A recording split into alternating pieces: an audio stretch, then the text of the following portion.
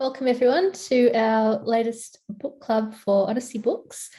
With us today we have Mike Muntisov and Greg Finlayson, who are the authors of Court of the Grandchildren. Michael, after a global consulting career spanning 35 years, has finally got around to his first work of fiction after working in water treatment. And Greg is a musician when he's not an engineer.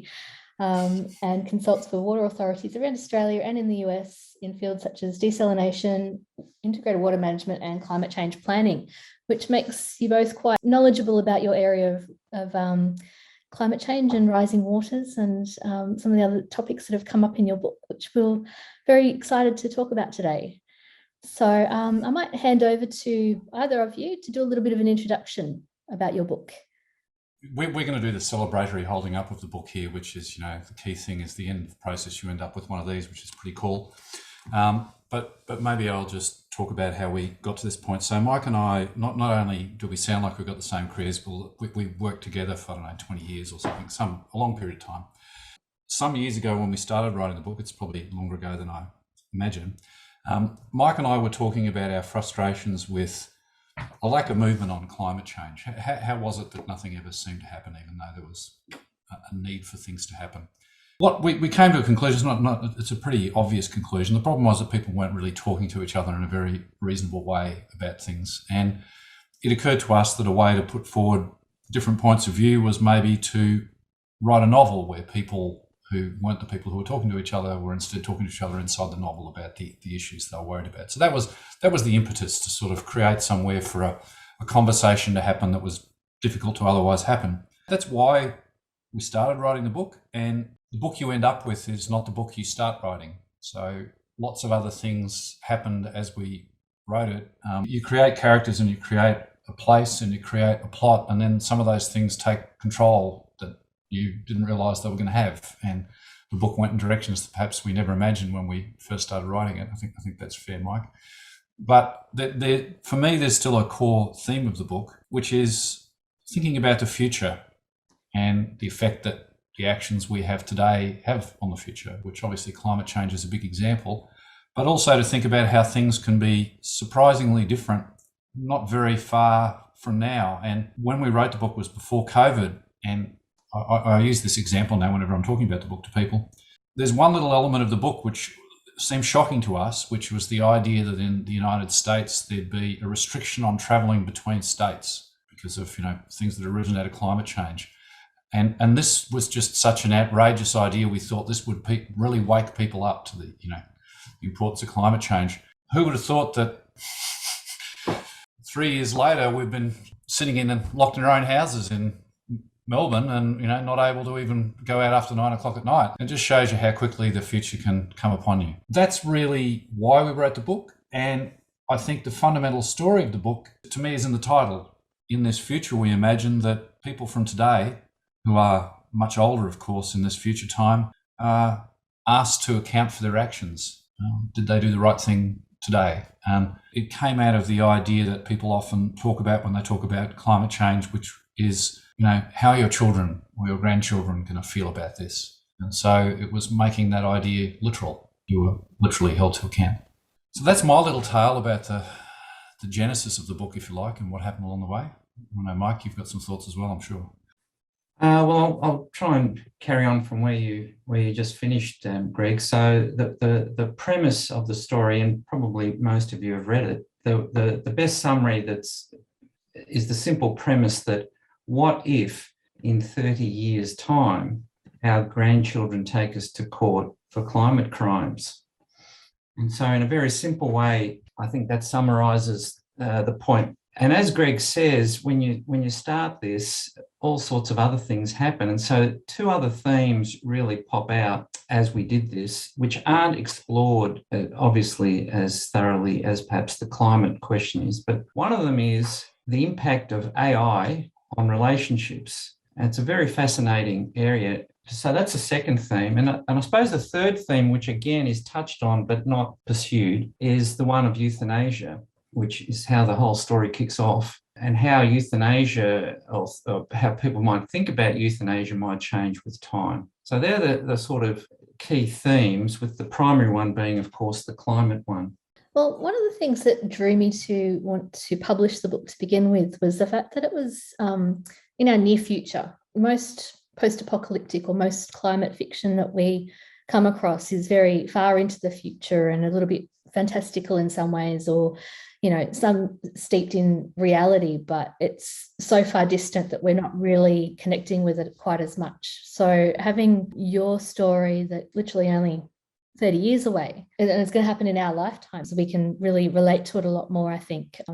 A story that I thought was important to tell, that it's a lot more immediate. Was that something deliberate that you wanted to address, rather than having a far future story where, things are a lot more destroyed or chaotic or different? Well, I think the answer to that, definitely, we wanted to be close enough to the present that you could recognize the world. The world is totally recognizable, I think. When you go too far into the distance, it's easy to dismiss it as fantasy, or it'll never happen, or that's just... But I think it's much, much harder to dismiss something that's 30 years out that's very credible. And the feedback I've had from many readers is they see it as very credible as well, and concerning. That was definitely our objective. I'll add one other thing which is actually totally apart from objectives, but is more like let's say a craft-oriented answer.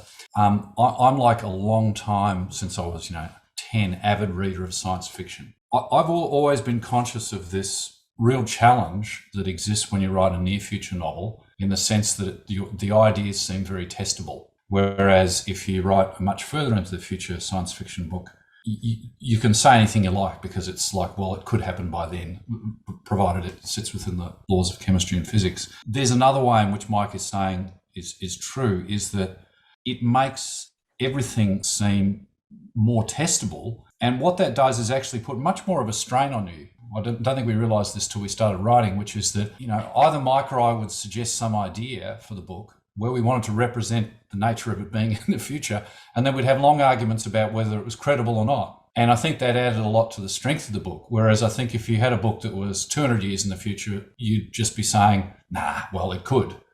But it was literally the case, well, is it likely that would happen within, that shorter time frame? So that actually led to some, I think, fascinating discussions we had just in and of themselves. And I actually think it's a really underexplored area of science fiction, is staying a little bit closer to the present, because it makes you really test what is possible, gets you out of the world of fantasy. I think it's sort of missing from a lot of science fiction today. Yeah, absolutely. Being a fairly broad reader of science fiction myself, it's fun to, and confronting at the same time, to look at the possibilities and how far away are they. It's kind of fascinating to sort of see how fast things are evolving and how quickly we might actually achieve this future that, is really not that far away. I'd like to open up to questions to everybody now. Feel free to put your hand up. I'll answer a frequently asked question. How is it possible for two people to write a novel? The answer is, I think the bottom line is, it's very, very hard. And that's why you don't see two authors writing a novel. I suppose in our case, we were fortunate in that we had worked together for such a long time. We knew each other very, very well. We knew where to be flexible, where to be accommodating, where to stand the line between ourselves. That helped a lot. I can imagine two people and getting into all sorts of trouble. Not that our process was perfectly smooth, yet I'm very happy to say that Greg and I are still friends after this process. Another aspect of writing a novel with someone else is that what was really exciting was when we started. We started by writing or thinking through the outline, the story arc, and we used the classic 3-act structure to do that. We spent a lot of time coming up with ideas of how the story would play out, and we got it to a point where we thought we had the whole story locked down. All 3 acts very well locked down. What we thought we were going to do, that one of us would write one character and the other would write the other character. And this sounded great until we actually started, we found that after we'd done the outline, it still sounded great. And then we got to day one, which was to write the first chapter or the second chapter. And we realized pretty much straight away that this wasn't going to work. Naivety of youth, of our youth, we thought that would work, but that's not how it ended up playing out. And in the end, we ended up initiating chapters. Each of us initiated various chapters once we knew what was going on, and we could independentently initiate a chapter, and then we could review it together. So that's roughly how we did it. I don't know if you want to add anything to that, Greg. Only the one thing I think, Mike, you didn't mention as a positive, which is the great benefit, I think, of having a co-author is that you don't need to get stuck. So very often one or other of us would be stuck with something, whatever it is. We call the other person say, oh, that's easy, just do blah, blah, blah. And it's like, oh, yeah, okay. Otherwise I can imagine you could get really stuck in your own head if you're one person, how am I going to get out of this? And the second thing is that I think perhaps not just two people, but the fact that Mike and I had a long history of working as consultants or whatever, I think we were also very familiar with the idea that you write something and then you edit it and then you change it and you go back and you read it again or whatever. What I think we didn't anticipate was the number of rounds of that we would go through with the novel, which is like 10 times more than you would ever do for the other kind of professional writing we do. But still, I think we didn't have that preciousness, Mike, that you could otherwise have. Quite often we were like, oh yeah, that's a great half a chapter, but it's not working. Zip. And I think that would also be much harder if there was only yourself. Somebody backing you on those decisions makes things better. Anyhow, somebody had a question. Yes, I can see Karen's physical hand raising up. Go ahead, Karen. Kia ora. One of the things I'm really interested in is I struggled finding an inherently good character in reading this. Don't get me wrong, it's not that I dislike any of them, but there's this beautiful grey area of sort of a moral ambiguity about them. One thing I wondered if that was intentional, and if so, that's a very difficult character trope to write. And I was quite interested to hear you talk about how you built your characters and the process of creating them, because it's kind of a bit of a key theme in the book, and having that there's no one a key person you can point and blame, and even the court itself is designed in and around that idea. It's about finding the reasons why rather than pointing direct fingers at individuals and them taking their own responsibility for things. So could you have a little bit of a yarn about that, perhaps? That was what we wanted, so I'm very pleased that's what you found. Exactly how we achieved it, I think, was by, maybe I think there's a very simple answer to this. Is that Mike and I aren't kids, and we've met and dealt with lots of people, and I think we understand pretty well that people aren't one way or the other. And we tried to make David, for example, a realistic version of people we know, people who they've got a good heart, but they're ambitious and they don't always do the right thing, and that's what lots of people are like. Something we've found, just to respond to this in a different way, is that quite a number of people have told us a reason they didn't love the book was actually because they found Lily, that they wanted her to be more likable. And I found that interesting in the sense that various friends of mine who've read the book who have teenage daughters found her entirely realistic. So I don't know what to think about that. But in any case, that was our intention. I don't know. I don't think we thought of it in those terms, though, Mike. We just sort of wrote the characters as they came to us. I don't think we sat down and said, "What are we going to do so they're like that?" Did we? Maybe I'm misremembering. Well, I think with regard to Lily, what we did say, rightly or wrongly, this is how we wanted to make her very impulsive. And I think it's her impulsiveness that makes her less likable to a lot of readers. I think many readers wanted to warm to Lily, or perhaps they did warm to Lily up to a point and then found that they lost her likability. But we did make the decision to try and contrast Lily with David in this way, that Lily would be very impulsive and reactive and in the moment, whereas David would be very reflective and have plenty of time to think things through, or think about the past, or think about things and try and be conscious of what he's doing. We wanted to have that contrast between the characters, and that may have led to this point that you're raising, Kerry. Some readers have said that their favourite character is actually Sarah. It's sort of interesting. I really liked Sarah, but largely because of her contrast, because I was very aware early on of the type of character was. She was just certain little triggers, and I really loved that she became kind of a base point to be able to compare both Lily and David from in their interactions that they had with her. So I really liked her for the purpose that she served, and then the switch that she had. Just the contrast really blew me away. I think it's very, very cool. My favorite quote, which happens at the end, which I think sums up this moral dilemma really well, is we are all human, those from the past and those to come, and we must accept that we are flawed and fallible, but nevertheless capable of great things. And that to me is the moral ambiguity in them. So, I mean, my hat's off to you. I think that's absolutely brilliant. Well, thank you. I just one other thing I'd say there is I think that in a way, I hadn't thought about this before, Mike, but this is in a way part of the theme of what we're trying to say overall in the book is that on the one hand, we are the decisions we make today have effects on the future and we need to be responsible for them, but we have to accept that we can't totally control their outcomes. So there's not just moral ambiguity, there's ambiguity in general, and that makes what is moral sometimes a bit hard to discern. You just have to make the best choice you can, which might not always be the right one. Anyhow, more questions? Jared's on a roll. Yeah, I can jump in again. Look, I really couldn't stop thinking about this book ever since I've read it. I've just gone over and over in my head. I'm really fascinated about a lot of things.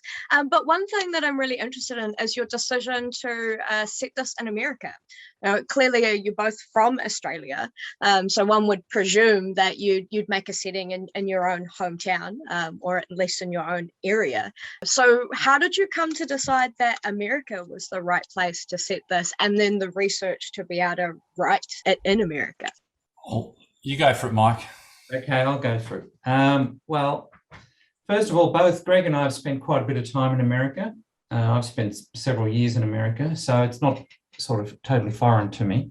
Getting back to our objective, and Greg pointed that out at the start, which is effectively to try and encourage the start of a dialogue on this subject. It's such an important topic. The country, in a way, that needs the greatest dialogue on this topic is America. We felt that setting it there made a lot of sense. If we could start some conversations in that country, it would be more helpful than starting the conversations in Australia. To overcome the lack of familiarity, even though we spent time there, what we did know we couldn't do is set it in a real place. So we couldn't set it in, for example, Boston or somewhere like that, because we weren't familiar enough with Boston to make that credible. So we made up the state, and therefore it gave us a lot of latitude in terms of what is in this place or not in this place, or where it is, or what it does. Primarily, as far as I'm concerned, it's to do with trying to open up conversations in the biggest market, the most significant market, and the one that's going to have the most influence on this issue. The only other thing I was going to say there is that I also feel like this has just generally become the case in culture, which is why I felt America's right, is that when you set things in America, they actually, in a way, seem universal because so much culture is American. Whereas I think if you set something in Scotland or New Zealand or Australia, they seem less global. And so that was another factor in my mind, that by things being in America somehow seems like culturally at least, it seems like that's everywhere or it's everything, which I know is a weird thing to say if you're in Australia, but I just think it's sort of true. There's not American cinema and world cinema, there's cinema and world cinema, like as an example. Yeah, this is a universal story. It could be set anywhere. It's not an Australian story. If it was set in Australia, it could be just, I don't know, pigeonholed as an Australian story. And that's another reason why setting it in America, as Greg says, makes it much more of a global story automatically without having to say so. We've got a very polite group, Greg, haven't we? Yeah. I'm surprised they're not. I know some of these people are not normally this polite. That's okay. G'day, guys. I might just jump in. G'day, and I haven't read your book yet, but I'm really keen to do it. I've just bought it, so just kind of sitting in the background, listening to you, learning all about it. Sounds very interesting and very topical right now. So good luck. I hope it sells heaps, and it's a great topic. It is remarkable, just generally on the topic of climate change or whatever. What an incredible situation! How incredible Australians must look overseas at the moment. I happened to read a couple of satirical overseas things this week from the UK, which nicely had pictures of the famous picture of Scott Morrison carrying a lump of coal into Parliament. Mm. So we're gonna get some stick in Glasgow for sure, I think. Well, all I can say is get on Facebook, and I just shared it on the Australian Greens, one of their recent posts. So hopefully you can do some good marketing and get your point across, because it sounds like a great message. I have a question, and that is, when you were sort of debating the future and having it set in America, did you get tempted to go down the what becomes of America with its political situation? You would have been writing it through the Trump years, which may not yet be over. Mike and I used to meet after work to have dinner and discuss the book. And at some point, Mike and I agreed that we wouldn't mention Trump because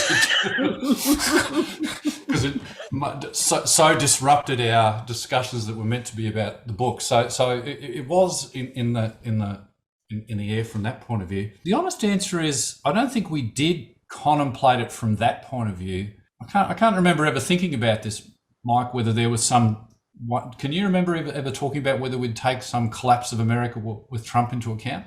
I don't think we did. Well, not really, other than the story kicks off, of course, with the state closing its borders and that being challenged constitutionally, which it is it's in breach of the 14th Amendment, which is what the judge concludes. But that in itself is quite a confronting situation for a country like America. Prides itself on supposedly equal opportunity for all citizens. I can see a question from David talking about the ending. And so Joe, who just said anyone who hasn't read the thing, perhaps you might want to just mute for a couple of seconds while we answer this question, which is about the ending. David's asking, could the ending be more confronting if David was, or the character David was found guilty, not the David who's asking the question, but and the answer to that, especially from my perspective, I didn't want to go there because that sort of reiterates where we're at now, which is we're in this wholly polarized world where everyone's blaming everyone else and we're not moving anywhere, we're not going anywhere. So it seemed to me that finding him guilty wasn't going to achieve anything. And in fact, a better ending, or the ending we went with anyway, would be that it was not, in fact, a court of law, so to speak, and that there was this plea to look to the future, to work together to look to the future, as Kerrod sort of made some, quoted out of the book. So that was really fundamentally why we didn't have that ending. And Mark Forbes wants us to wave when it's safe to unmute, which it is now safe to unmute, Mark. And by the way, if you're not from Melbourne, Mark is wearing the Melbourne Football Club scarf to celebrate the grand final win for Melbourne. Good on you, Mark. I'd like to say I've loved the book. One of the things that is crucial to me is embodied in the title, which is Court of the Grandchildren, because I think it's really interesting to talk to people these days and they're saying, oh, well, what can I do? What can I do better? I don't have any control over climate issues and so on. And I think that a question of what would you say to your grandchildren about how you acted is a really fundamental question, because we might not feel that we can do anything, but if we were confronted by our grandchildren, we might have acted differently. And so I think the title and everything that's embodied in that is brilliant. I love it. I love the whole concept of that potential guilt. Thank you. One of the joys I had in writing the book gave me the opportunity to write some sort of philosophical dialogue, a couple of which ended up in there in characters' heads or from somebody's talk. But this is one of the fundamental philosophical issues of today that people who contemplate where morals come from discuss. And that there was a time when many more people were religious, when people's concern was how they'd be viewed by God when they died, whatever their religion was, when at the end of their lives, in effect. And that was a test they applied to themselves. I think it is an interesting question in a world where, at least, and when we're really seeing this in the pandemic, aren't we, this clash between the fact that we are actually a society of people versus individualism and how that gets played out. Your family is probably the best example of something that lies just outside yourself. Realising that there's a responsibility to people in the future is something we don't often talk about. And I think, Mike, maybe I talked about you about this a couple of times, but there's a bunch of modern philosophers who talk about where you can do the most good. And one of the ways you can do the most good is to think about future people, because unless the human race disappears, there'll be vastly more people in the future than there are today. And therefore, things that are better for people in the future are the best possible things you can do, especially if they're leveraged or they work off into the future. And I think for me, that was one of the big motivations of actually continuing to put the effort into the book, is that in a way it means that I've done something I could do. Maybe this book helps in some way. Well, that's good. Put the effort in. That's a really great note to finish up on, given that we're about to run out of time. So thank you very much, Greg and Mike, for coming along and chatting with us all, and really appreciate your time tonight. Thanks, Michelle, for hosting, and thanks everyone for coming. Hope to see you all next time.